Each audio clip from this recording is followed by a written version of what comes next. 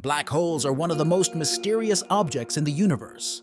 But what if you got too close? What really happens if you fall into a black hole? Want more such content? Make sure to hit the subscribe button and become part of our awesome community. As you approach the black hole, things start to get weird. The first thing you'd notice is something called spaghettification. Yes, you'd literally be stretched like spaghetti because the gravitational pull on your feet would be much stronger than on your head. The closer you get to the black hole, the more time itself slows down.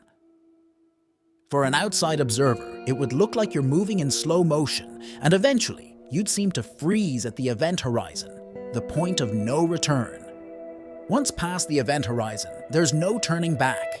Inside, we can't be sure what happens. Current theories suggest you'd either be crushed by the immense gravity or transported to another part of the universe. A wormhole, maybe? Black holes may be terrifying, but they're also incredibly fascinating. They bend space, time, and even reality. But for now, it's a one-way trip. There's no coming back from a black hole. If you liked our video, don't forget to like, share, and subscribe to the channel. Keep supporting us.